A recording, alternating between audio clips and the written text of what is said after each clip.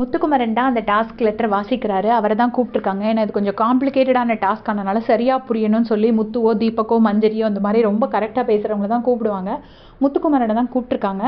கூப்பிட்டு அவர் வந்து போய் ரீட் பண்ணுறாரு. வரும்போதே அவர் ரொம்ப டென்ஷனாக தான் வராரு. வாசிச்சா செத்துருவ அப்படின்னு சொல்கிறாரு. மற்ற கண்டஸ்டன்ஸ் கிட்ட எல்லாம் அவ்வளோ டென்ஷனாக இருக்குது. பாஸே என்கிட்ட என்ன சொன்னார்னா, அந்த டாஸ்க்கை வாசிச்சுட்டு கொஞ்சம் நேரம் நிதானமாயிட்டு அப்புறமா போய் நீங்கள் ரீட் பண்ணுங்கன்னு தான் என்கிட்ட சொன்னார். பட் ஆக்சுவலி நான் நிதானம் ஆகலை அப்படின்னு சொல்லிட்டே சொல்கிறாரு.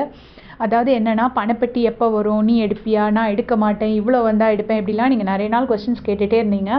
எடுக்கிறோமோ எடுக்கலையோ எல்லாருக்குமே பணப்பெட்டி வேணும்னு ஒரு ஆசை இருக்கும். ஆனால் அந்த பணப்பெட்டியை பார்க்கவாது வேணும் அப்படிங்கிற ஒரு ஆசை இருக்கும். ஸோ அதுதான் வரப்போகுது அப்படிங்கிறாங்க. ஸோ எல்லா கண்டஸ்டன்ஸும் முதல்ல அந்த டாப் 6 மட்டும் சென்டரில் உட்காந்துருக்காங்க. மற்றவங்கெல்லாம் சைடில் உட்காந்துருக்குறாங்க. முத்துக்குமரன் அப்படி சொல்லியிருப்பார், பாஸ் தான் அப்படி உட்கார சொன்னாங்கன்னு சொல்லிட்டு.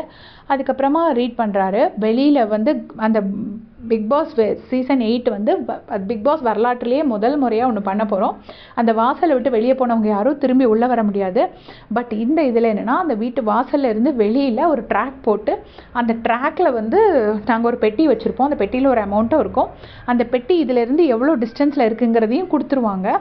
அதை வந்து நீங்கள் வந்து குறிப்பிட்ட டைமுக்குள்ளாடி நீங்கள் போய் எடுத்துகிட்டு வந்துட்டீங்கன்னா நீங்கள் வந்து அந்த பணத்தை எடுத்துக்கலாம் அப்படின்னு சொல்கிறாரு. சொல்லிவிட்டு அதுக்கு அடுத்த பாயிண்ட் என்ன சொல்கிறாருன்னா, அப்படி ஒருவேளை நீங்கள் தோத்துட்டீங்க, உங்களால் ரீச் பண்ண முடியலன்னா டோரை அடைச்சிருவோம், திரும்ப திறக்காது அப்படின்னு சொல்கிறாரு.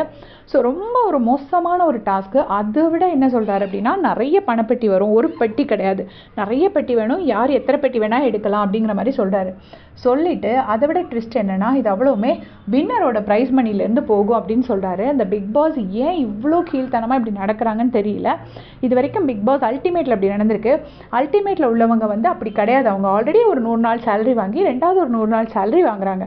இதில் ஆல்ரெடி நீங்கள் பார்த்தீங்கன்னா, இங்கே இருக்கிறவங்கலாம் எஸ்டாப்ளிஷ்டு ஹீரோயின்ஸும் சீரியல் ஹீரோஸும் அவங்களுக்குலாம் சேலரி அதிகம்.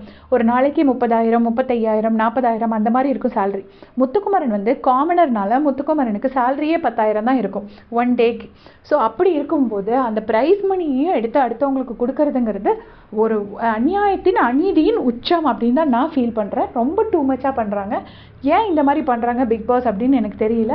நான் இவ்வளோ நாள் எல்லோரும் சொல்லும்போது கூட நான் எதுவுமே நம்பாமல் பிக் பாஸ் ஏதாச்சும் முத்துக்குமரனுக்கு ஃபேவராக தான் பண்ணுவார் அப்படின்னு சொல்லி நான் ஒரு நம்பிக்கையோடயே இருந்தேன். பட் இன்றைக்கி எனக்கு அந்த நம்பிக்கை போயிடுச்சு. ஏன்னா வின்னரோட ப்ரைஸ் மணிலேருந்து எடுக்கிறதுன்னு சொல்கிறது வந்து ரொம்ப ரொம்ப டூ மச். லாஸ்ட் இயர் வந்து 16 lakhs பூர்ணிமா எடுத்தாங்க. அவ்வளோ பெரிய அமௌண்ட் கொடுத்துட்டுமே அவங்க வந்து வின்னரோட ப்ரைஸ் மணியில் கை வைக்கல. அதே மாதிரி இப்போ அதுக்கு முந்தின வருஷம் கதிர் வந்து 5 லட்சம் எடுத்தார். எடுத்தப்பறம் அமுதவாணனுக்காக 2வது பணப்பெட்டி கொண்டு வந்தாங்க. அப்போல்லாம் இவங்களுக்கு பணத்தை பற்றி எந்த பிரச்சனையும் இல்லை. இப்போ மட்டும் பணத்தை பற்றி பிரச்சனை வந்துருச்சு. இதை விட நீங்கள் பாருங்கள், 8 வருஷத்துக்கு முன்னாடி ஆரவ் வந்து 50 lakhs வின் பண்ணார். அப்போ 50 lakhஸோட வேல்யூ எவ்வளோ பெருசு. இப்போ 50 lakhஸோட வேல்யூவே ரொம்ப கம்மியாயிடுச்சு. அன்றைக்கி 50 lakhஸ்க்கு எந்த இடத்துல நம்ம இடம் வாங்கலாம், இன்றைக்கி 50 lakhஸை வச்சு ஒன்றுமே வாங்க முடியாது. ஸோ ஆல்ரெடி மணி வேல்யூவே கம்மியாயிடுச்சு. இந்த லட்சணத்தில் அந்த ப்ரைஸ் மணியும் பாதி எடுக்கிறாங்க. ஏன் யாருக்குமே வந்து ஒரு சாதாரண ஒரு பையன் மேலே வர்றதில் இவ்வளோ ஒரு கஷ்டம் இருக்குது அப்படிங்கிறதே எனக்கு தெரியல. ஃபுல் அண்ட் ஃபுல் ஒரு பெரிய மாஃபியாவே இருக்குது. அவரை போராடி ஒரு பையன் கஷ்டப்பட்டு உழைச்சி முன்னுக்கு வரான். அந்த பிக் பாஸே இப்படி பண்ணுறது வந்து ரொம்ப ரொம்ப அநியாயமாக இருக்குது. அதுலேயும் வின்னர்ஸ். சரி, இதில் இன்னொரு பாயிண்ட் என்னென்னா, வின்னரோட ப்ரைஸ் மணிலேருந்து எடுக்கலான்னு சொன்னோடனே ஒருத்தவங்க மனசில் இருந்து சிரிக்கிறாங்க.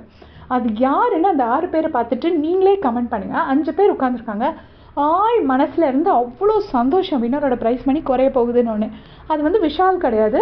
விஷால் அவர் சாதாரணமாக சிரிச்சிட்ருக்காரு. நான் சொல்கிறது ஒரு க்ரூவல் கன்னிங் ஸ்மைல். அது யார் உங்களுக்கு தோணுதுன்னு மறக்காமல் கமெண்ட் செக்ஷனில் சொல்லுங்கள். நான் சொல்ல வேண்டாம்னு நினைக்கிறேன், அதனால் சொல்லாமல் இருக்கிறேன். நீங்களே யோசித்து பார்த்து அது கமெண்ட்ஸில் மறக்காமல் சொல்லிட்டு போங்க. செம்ம கடுப்பாக இருக்குது. Thanks for